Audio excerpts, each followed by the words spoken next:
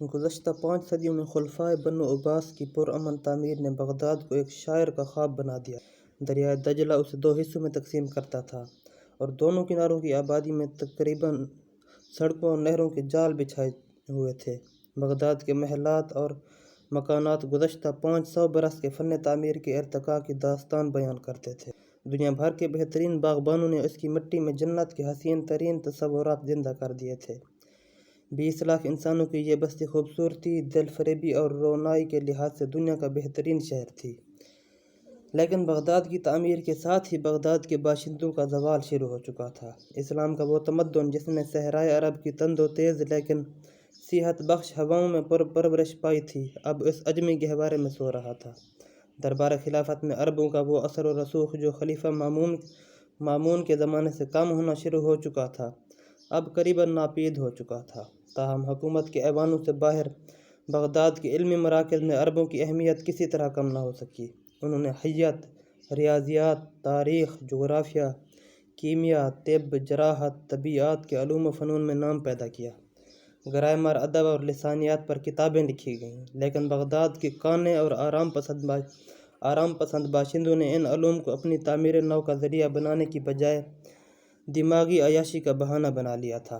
Iran, Turkestan, شام اور دور دراز ممالک سے فنون لطیفہ کے استاد بغداد پہنچ جاتے اور بغداد کے امراء ان کی سرپرستی کرتے۔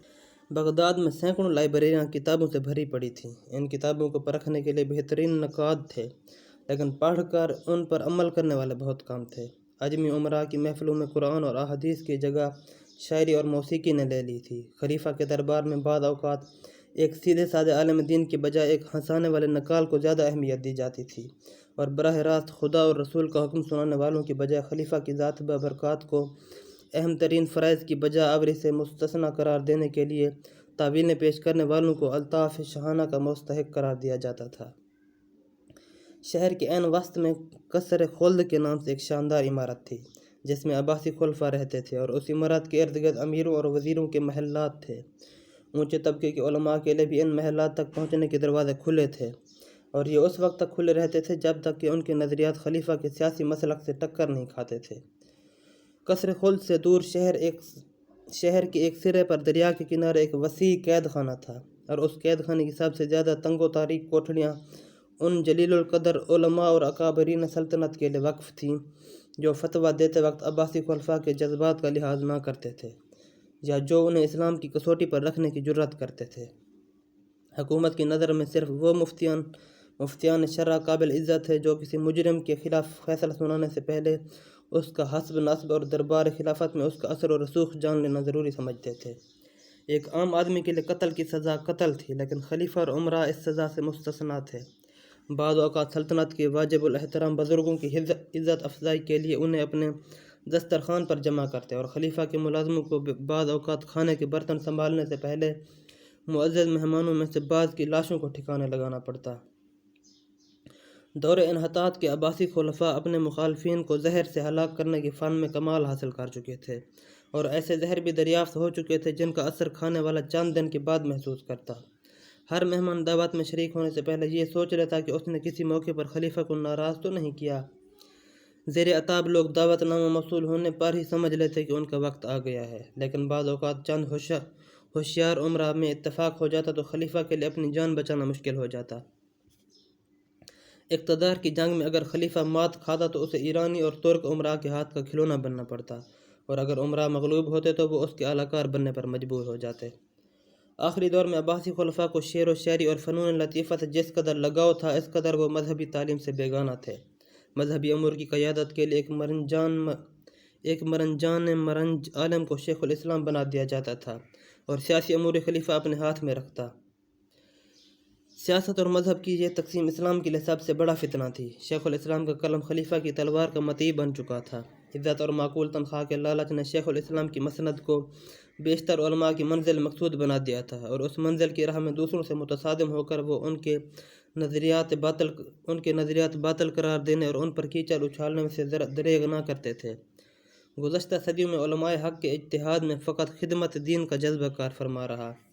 انہوں نے بغداد کے گمنام گوشوں میں بیٹھ کر اسلام کی شاندار خدمات سر انجام دیں، لیکن وہ لوگ جن کی پرواز کی آخری منزل سرکاری علماء کی کرسیاں ہوا کرتی تھیں، بعض اوقات ان بزرگوں کی مخالفت کر کے اور بعض اوقات ان کے نام کا سہارا اور ان کے فتووں کی آڑ لے کر اپنی اہمیت بڑھانے کی کوشش کرتے تھے۔ اگر شیخ الاسلام کسی امام کے مسلک کا پابند ہوتا تو وہ کسی دوسرے امام کے مسلک کو زیادہ صحیح قرار دے کر اس کے ساتھیوں کو مناظرے کی دعوت دیتا، اور بغداد کے بے فکر لوگ جس دلچسپی کے ساتھ شہر کے چوکوں میں جمع ہو کر راگ سنتے اور نکالوں کے تماشے دیکھتے تھے، اس سے کہیں زیادہ ان علماء کے مناظروں میں دلچسپی لیتے تھے۔ مناظرے کی ابتدا ایک دوسرے کو سمجھنے کی نیک خواہش کے اعلان کے ساتھ ہوتی، ایک تقریر کرتا اور دوسرا اطمینان کے ساتھ سنتا، پھر وہ بیٹھ جاتا اور صاحب صدر کی اجازت سے مخالف جماعت کا لیڈر اٹھ کر جواب دیتا، پھر دونوں کی زبانیں آہستہ آہستہ تیز ہونے لگتی۔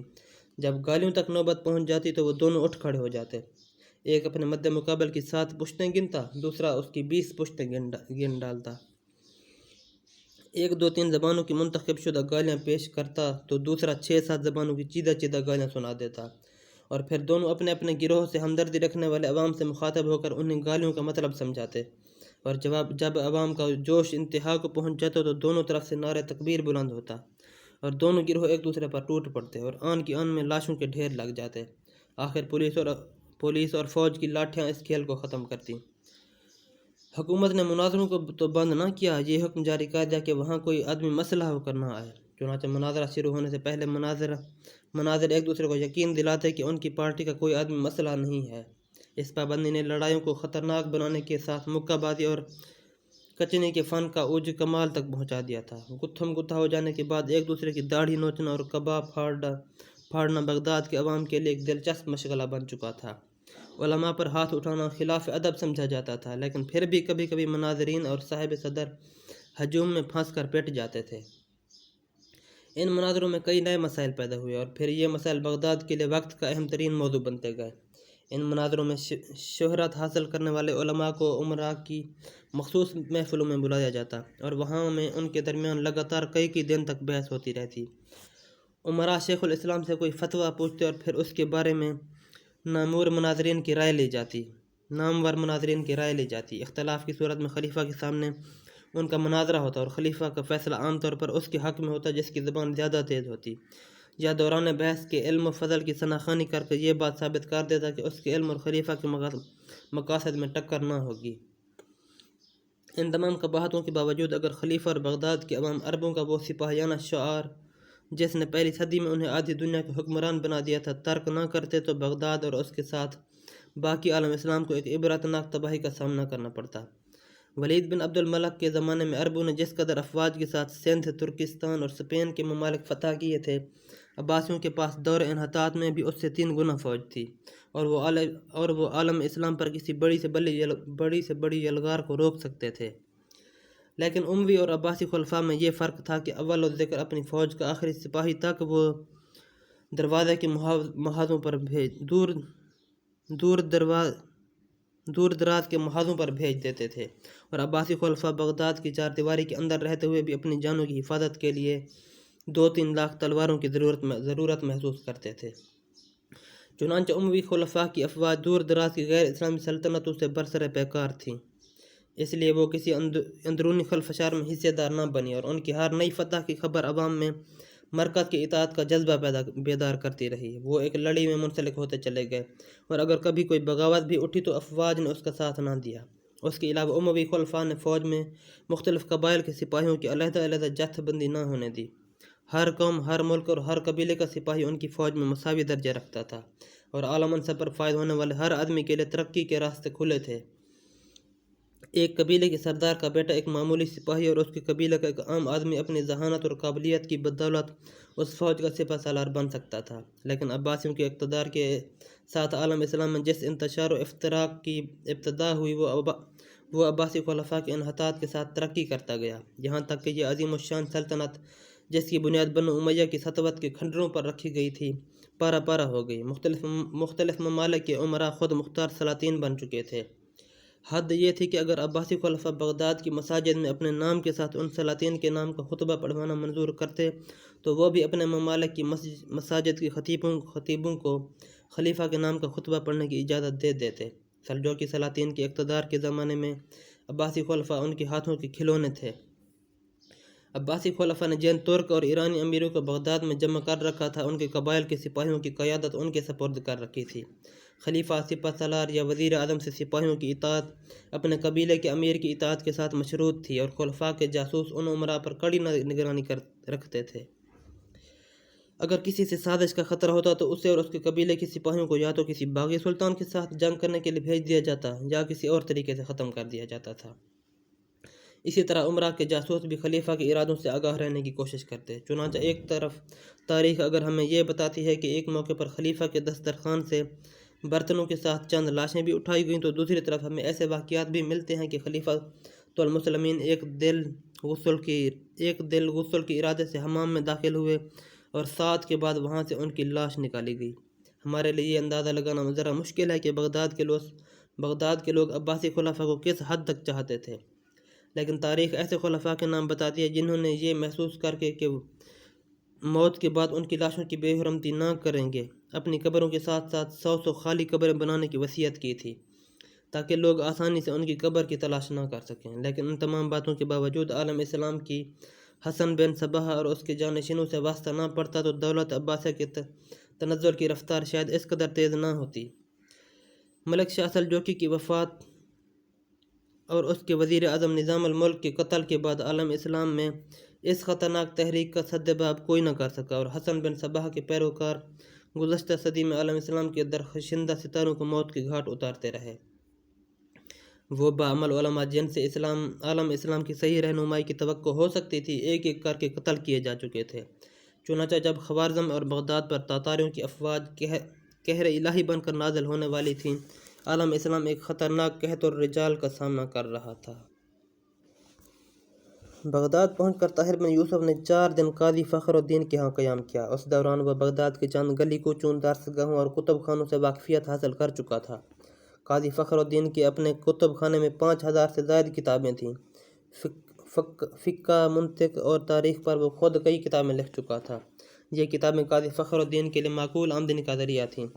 طاہر نے اپنے باپ کے پرانے رفیق محسن کا پتہ معلوم کیا، لیکن اسے معلوم ہوا کہ اس کا سارا خاندان مصر جا کر آباد ہو گیا ہے۔ فخر الدین کے مکان میں طاہر اور زید کے گھوڑوں کے لیے کوئی جگہ نہ تھی، اس لیے اس نے یہ گھوڑے اپنے ایک پڑوسی میں استبل میں بھجوا دیے تھے۔ طاہر نے آتے ہی اپنے لیے ایک علیحدہ مکان کی ضرورت سے آگاہ کر دیا تھا، لیکن فخر الدین 4 دن تک ٹالتا رہا۔ 5ویں دن اس نے اپنے شاگردوں سے طاہر کے لیے ایک کرائے کا مکان تلاش کرنے کے لیے کہا۔ ایک یہودی دلال نے اسے 2 مکانات دکھانے کے بعد بتایا کہ اگر وہ انہیں خریدنا چاہیں تو بہت سستے مل جائیں گے۔ بغداد کے بعد عمرہ نے تو ہندوستان، خوارزم، مصر اور اندلس کے سلاطین کی ملازمتیں اختیار کر لی تھیں، اور ان کے عالیشان مکان نہایت ارزاں قیمت پر بک رہے تھے۔ طاہر اور زید نے جتنے مکانات دیکھے ان میں سے کوئی ایسا نہ تھا جسے خریدنے کے لیے زید نے بے تابی ظاہر نہ کی ہو، لیکن طاہر نے قاضی فخر الدین کا مشورہ لینا ضروری سمجھا، اور شام کو جب اس نے مکان خریدنے کے متعلق قاضی کی رائے دریافت کی تو اس نے جواب دیا، خالی مکانوں کی قیمت بہت گر چکی ہے، تم اپنا مستقبل بغداد کے ساتھ وابستہ کر چکے ہو، جہاں اعلیٰ طبقے کے لوگ کرائے کے مکانات میں رہنے والے لوگوں کو زیادہ اہمیت نہیں دیتے۔ لوگ تمہارے علم و فضل اور سپاہیانہ خوبیوں کا اندازہ لگانے سے پہلے تمہارا مکان دیکھیں گے۔ اگر تمہارے پاس مکان خریدنے کے لیے معقول رقم ہے تو ضرور خرید لو، لیکن یہ ضروری ہے کہ مکان خریدنے کے بعد تمہارے پاس 2-4 سال کے اخراجات کے لیے کافی رقم ہو۔ صلاح الدین ایوبی کی تلوار تمہیں بغداد کی بڑی سے بڑی شخصیت متعارف کرا دے گی، لیکن یہ لوگ کلاش آدمی کے ساتھ زیادہ دیر دوستی نہیں رکھتے۔ بغداد میں جو منصب ذاتی قابلیت نہیں خرید سکتی وہ تحائف خرید سکتے ہیں۔ طاہر نے اپنی جیب سے تھیلی نکالی اور اسے کھول کر فخر الدین کے سامنے جواہرات ڈھیر کرتے ہوئے کہا، مجھے ان کی قیمت کا علم نہیں، کیا آپ انہیں ایک مکان خریدنے اور چند سال کی ضروریات کے لیے کافی سمجھتے ہیں؟ قاضی ایک لمحے کے لیے حیران ہو کر ان جواہرات کی طرف دیکھتا رہا اور بالآخر بولا، اگر یہ جواہرات نقلی نہیں تو تم قصر خلد کے سوا بغداد کی ہر عمارت خرید سکتے ہو، لیکن علم و فضل اور دولت کبھی اکٹھے نہیں ہوتے، تم نے یہ کہاں سے لیے؟ طاہر نے جواب دیا، یہ بھی سلطان صلاح الدین ایوبی نے دیے تھے۔ قاضی فخر الدین نے چند ہیرے اپنی ہتھیلی پر رکھ کر غور سے دیکھنے کے بعد کہا، تم بغداد کے امیر ترین آدمیوں میں سے ہو، تم اپنے لیے ترقی کا کوئی دروازہ بند نہیں پاؤ گے، لیکن سنو، تمہارے سوا کسی اور کو تو ان کا علم نہیں، صرف چچا احمد کو علم ہے، اور زید، اس کو میں نے نہیں بتایا، لیکن اگر بتا دوں تو وہ قابل اعتماد ہے۔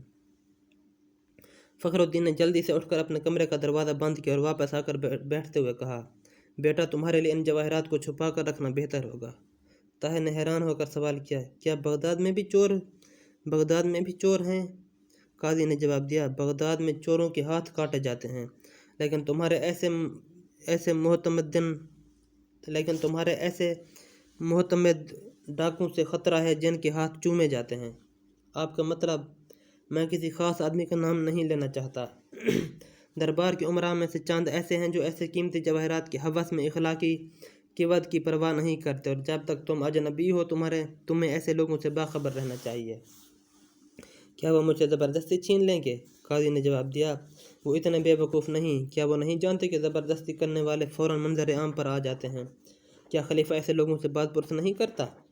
خلیفہ ایسے لوگوں سے بات پرس کرے تو دربار میں اسے بیش قیمت تحائف کون پیش کرے؟ اور پھر یہ بھی ضروری نہیں کہ ہر شخص کی آواز خلیفہ تک پہنچ سکے۔ عوام کو ان کا دیدار صرف عید کے موقع پر نصیب ہوتا ہے، اور وہ بھی کافی دور سے۔ بغداد میں تمہارا کوئی اثر و رسوخ نہیں۔ امراء تمہارے خلاف کئی سازشیں کر سکتے ہیں۔ مثلاً وہ یہ کہہ سکتے ہیں کہ تم خوارزم شاہ کے جاسوس ہو اور تم پر مقدمہ چلائے بغیر خلیفہ سے تمہارے قتل کا حکم حاصل کر سکتے ہیں۔ کیا ایسے موقع پر سلطان صلاح الدین ایوبی کی تلوار مجھے بے گناہ ثابت نہ کر سکے گی؟ وہ بھی کہہ سکتے ہیں کہ حکومت مصر نے تمہیں سلطنت بغداد کا تختہ الٹنے کے لیے بھیجا ہے۔ طاہر تھوڑی دیر سوچنے کے بعد بولا، مجھے دولت سے محبت نہیں، میں بغداد میں ایک بہت بڑا مقصد لے کر آیا ہوں۔ میں دربار خلافت میں رسائی حاصل کرنا چاہتا ہوں کہ خلیفہ کا ایک نیک نیت مشیر بن کر حکومت کی خارجہ حکمت عملی میں تبدیلی پیدا کر سکوں۔ عالم اسلام اس وقت مختلف اطراف سے خطرناک آندھیوں کا سامنا کر رہا ہے۔ گزشتہ صلیبی جنگوں میں دربار خلافت کی بے تعلقی اور غیر جانبداری سے مغرب کے نصرانی حکمرانوں کے حوصلے بہت بڑھ گئے ہیں۔ سلطان صلاح الدین ایوبی نے انہیں عبرتناک شکستیں دے کر شام و فلسطین سے نکالا، لیکن حلال و صلیب کے ان فیصلہ کن معرکوں میں دربار خلافت کا طرز عمل بہت مایوس کن تھا۔ شکست کے باوجود اہل یورپ پر ان معرکوں نے ثابت کر دیا ہے کہ خلیفہ کو بغداد کے سوا باقی عالم اسلام کے ساتھ کوئی دلچسپی نہیں، اور وہ اہم ترین محاذ پر بھی چند رضاکاروں سے زیادہ نہیں بھیج سکتا۔ اس لیے وہ از سر نو منظم ہو کر مصر کی سلطنت کو تاخت و تاراج کرنا چاہتے ہیں، اور یہ سلطنت عیسائیت کے سیلاب کے سامنے عالم اسلام کی آخری دیوار ہے۔ ممکن ہے کہ یہ دیوار تنہا اس طوفان کا رخ بدل دے، لیکن شمال مشرق سے چنگیز خان کی صورت میں ایک نیا طوفان اٹھ رہا ہے، اور اس طوفان کو اگر سلطنت خوارزم کی حدود کے پار نہ روکا گیا تو کسی دن یہ بغداد کو بھی خس و خاشاک کی طرح بہا لے جائے گا۔ بغداد کی چھاؤنی میں ایک بہت بڑی فوج موجود ہے، لیکن بغداد فوج کے سرداروں کی سازشوں کا مرکز صرف اس لیے بنا ہوا ہے کہ ان کے سامنے کوئی مشترکہ محاذ اور بلند نصب العین نہیں۔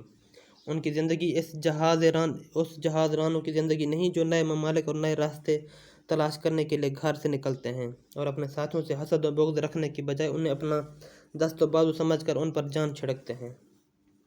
خطرناک طوفان اور مہیب بھنور ایسے ملاحوں میں انتشار پیدا کرنے کی بجائے ان کے اتحاد و اتفاق کے رشتے اور زیادہ مضبوط کرتے ہیں۔ لیکن بغداد کے لوگ ان مچھیروں کی طرح ہیں جو چھوٹے سے جوہڑ میں مچھلیوں کی تقسیم پر لڑ رہے ہیں، جنہیں یہ بتانے والا کوئی نہیں کہ یہ دنیا ناپید کنار سمندر ہے، اور اگر وہ اس سمندر میں اٹھتی ہوئی موج نہ بن سکے تو سمت مخالف سے اٹھے ہوئے طوفانوں کی موجیں ان پر چھا جائیں گی۔ انہیں یہ بتانا میں اپنا فرض سمجھتا ہوں۔ اسی فرض کے احساس نے مجھے بغداد آنے پر آمادہ کیا، اور گھر سے رخصت ہونے سے چند دن قبل مجھے یہ علم نہ تھا کہ میری مشکلات کو آسان بنانے کے لیے میرے پاس اس قدر دولت بھی ہے۔ سلطان صلاح الدین ایوبی کے خون اور پسینے کا ہر قطرہ خدمت اسلام کے لیے وقف تھا۔ میں چاہتا ہوں کہ اس کی عطا کردہ دولت سے اسلام کی کوئی خدمت سر انجام دوں، اس لیے مجھے یہ دولت اپنے لیے سنبھالنے کا اس قدر شوق نہیں جس قدر اسلام کی راہ میں خرچ کرنے کی خواہش ہے۔ اگر مجھے یہ محسوس ہوا کہ اس پر کسی امیر کی نگاہ ہے تو میں ان جواہرات کو بغداد کے مفلس اور نادار لوگوں میں لٹا دوں گا، کسی زبردست امیر کے خزانے میں جانے نہ دوں گا۔ جو مقاصد میں نے آپ پر ظاہر کیے ہیں، ان کے حصول کے لیے دربار خلافت تک میری رسائی ضروری ہے۔ گزشتہ 4 دن میں نے بغداد کے متعلق جو اندازہ لگایا ہے وہ یہ ہے کہ عوام اب بھی ایک صحیح نصب العین پر جمع ہو سکتے ہیں، صرف امراء کی اصلاح کی ضرورت ہے۔ اس مکان کا فرش اور دیواریں سلامت ہیں، صرف چھت میں شگاف پڑے ہوئے ہیں، اور چھت تک پہنچنے کے لیے آپ کی رہنمائی ضروری سمجھتا ہوں۔ قاضی فخر الدین نے کہا، خدا تمہارے نیک ارادے پورے کرے۔ میں سمجھتا ہوں کہ ان حالات میں تمہاری پہلی ضرورت ایک عالی شان مکان ہے۔ تمہارے استبل میں بہترین گھوڑے ہونے چاہیے، لیکن اگر تم بغداد کے میدان میں چوگان اور نیزہ بازی میں مقام پیدا کر سکے تو بہت جلد امراء کی نظروں میں آ جاؤ گے، اور اس کے بعد ان میں سے ایک دو قیمتی ہیروں کا تحفہ تمہیں دربار خلافت تک پہنچا دے گا۔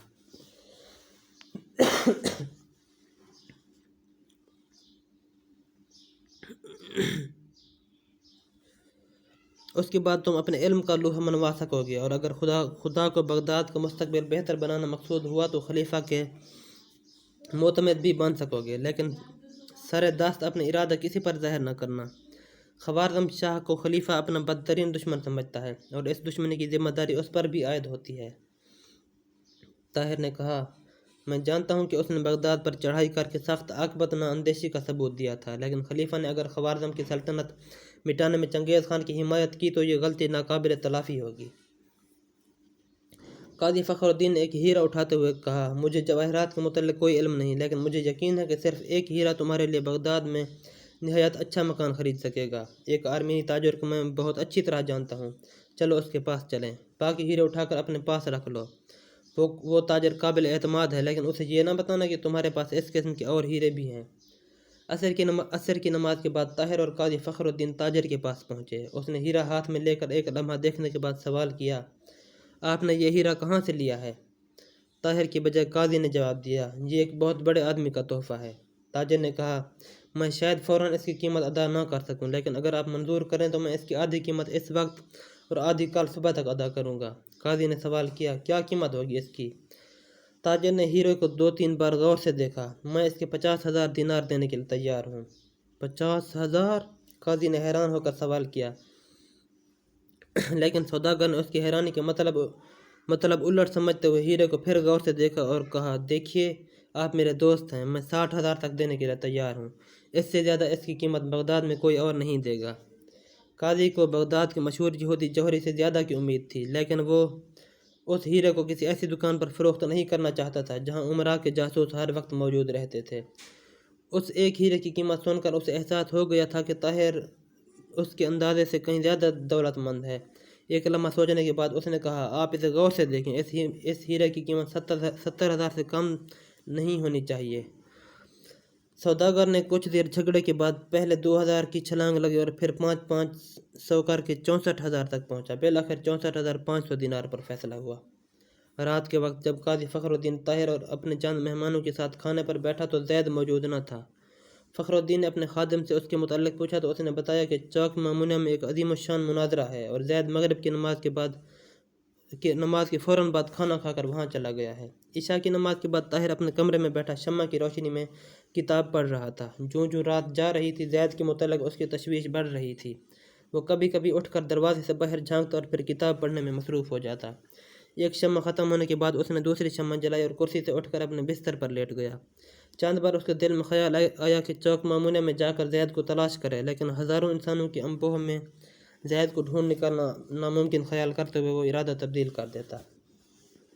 آدھی رات کے قریب کسی نے باہر سے دروازہ کھٹکھٹایا۔ اس کے بعد طاہر کو قاضی کا ایک خادم دوسرے سرے سے یہ کہتا ہوا سنائی دیا، اٹھو دروازہ کھول، شاید زید آیا ہے۔ اور دوسرا خادم یہ کہتا ہوا سنائی دیا، تم خود کیوں نہیں کھولتے؟ ایک لمحے بعد طاہر کو دروازہ کھلنے کی آہٹ اور قاضی کے خادم کے کہے سنائی دے۔ وہ کہہ رہا تھا، حمید اٹھو، ذرا زید کی صورت ملاحظہ کرو۔ پھر دونوں ہنس رہے تھے۔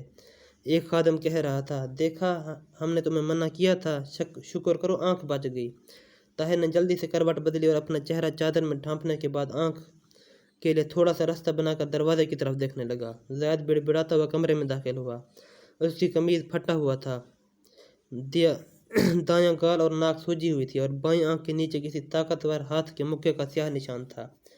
زید تھوڑی دیر اپنے بستر پر بیٹھ کر اٹھا اور دیوار کے ساتھ لٹکتے ہوئے آئینے کے سامنے جا کھڑا ہوا اور اپنی صورت دیکھنے کے بعد بولا، دوست اب میں بھی تمہیں مشکل سے پہچان سکتا ہوں۔ اچھا تماشا دیکھنے گئے تھے تم؟ یہ کہتے ہوئے وہ اپنا گال سہلاتا ہوا پھر بستر پر آ بیٹھا۔ زید تم آ گئے؟ طاہر نے اپنی ہنسی ضبط کرنے کی کوشش کرتے ہوئے کہا۔ زید نے چونک کر اس کی طرف دیکھا اور یہ سمجھتے ہوئے کہ ابھی اس نے اپنے چہرے سے چادر اٹھا کر اس کی صورت نہیں دیکھی، فوراً اٹھ کر شمع بجھا دی اور اپنے بستر پر لیٹتے ہوئے جواب دیا، ہاں میں آ گیا ہوں۔ بہت دیر لگا دی تم نے، کیا سیکھا وہاں؟ گالیاں، زید نے مغموم آواز میں جواب دیا۔ تمہاری آواز بہت مغموم ہے، خیر تو ہے؟ زید نے ایک اداس ہنسی کے ساتھ جواب دیا، میں بالکل ٹھیک ہوں۔ طاہر نے کہا، تمہاری آواز سے معلوم ہوتا ہے تمہاری ناک میں تکلیف ہے۔ زید نے بستر سے اٹھ کر بیٹھتے ہوئے جواب دیا، ناک سے زیادہ میری آنکھ میں تکلیف ہے۔ طاہر کھلکھلا کر ہنس پڑا۔ زید نے تھوڑی دیر سوچنے کے بعد کہا، طاہر، ایک مسلمان پر بلا وجہ ہاتھ اٹھانا گناہ ہے نا؟ طاہر نے جواب دیا، کسی شخص پر بھی بلا وجہ ہاتھ اٹھانا گناہ ہے، لیکن اگر کوئی بلا وجہ گلے پڑے تو ہمیں آنکھ کے بدلے آنکھ اور دانت کے بدلے دانت کے قانون پر عمل کرنا چاہیے، لیکن درگزر کرنا زیادہ اچھا ہے۔ میں نے بہت درگزر کی، لیکن ناک پر چوٹ کھانے کے بعد انسان کی طبیعت میں سکون نہیں رہتا۔ میں نے انہیں باقی مکے تو معاف کر دیے تھے، لیکن ناک اور آنکھ کے بارے میں بے اعتنائی نہ برت سکا۔ پھر بھی مجھے شک ہے کہ کوشش کے باوجود میرا کوئی مکہ نشانے پر نہیں پڑا۔ میں تمام عمر تیر اندازی اور تلوار چلانا سیکھتا رہا ہوں، لیکن یہاں آ کر محسوس ہوا ہے کہ بغداد میں رہنے کے لیے مکہ بازی اور کشتی لڑنے کا فن سیکھنا بھی ضروری ہے۔ طاہر نے کہا، معلوم ہوتا ہے کہ تم مناظرے کی اختتامی کارروائی میں پورا حصہ لے آئے ہو۔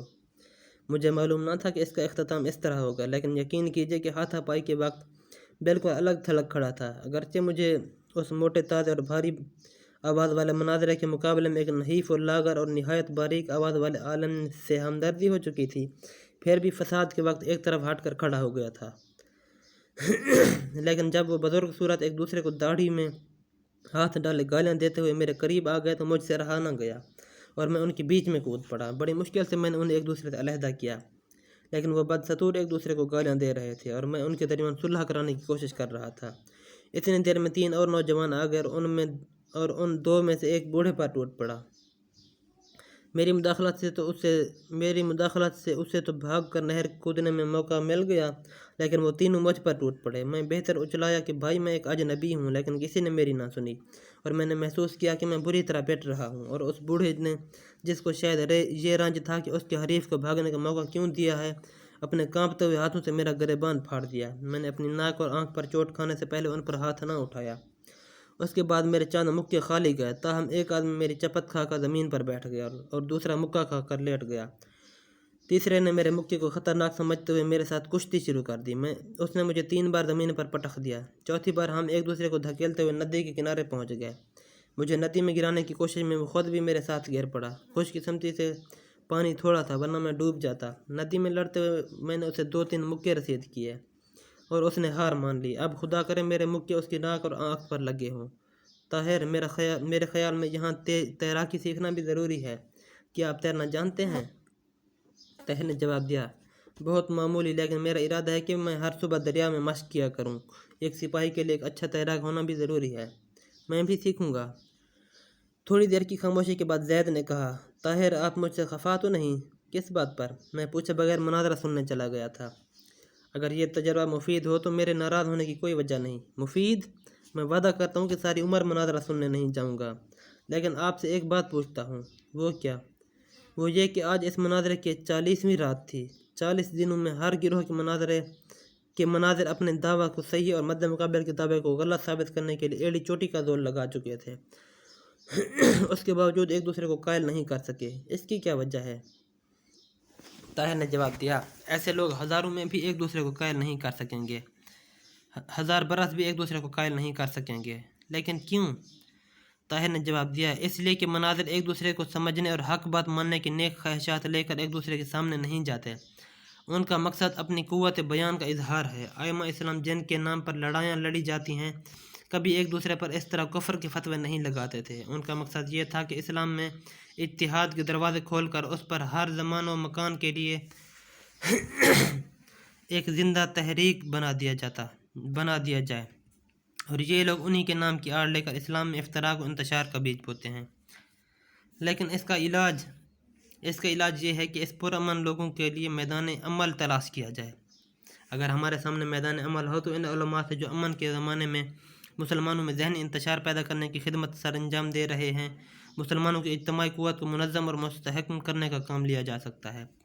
تاریخ گواہ ہے کہ جس زمانے میں بھی مسلمان فتوحات کا شوق لے کر گھروں سے نکلے، ان میں اعتقادات کے بارے میں کبھی سر پھٹور نہ ہوئی۔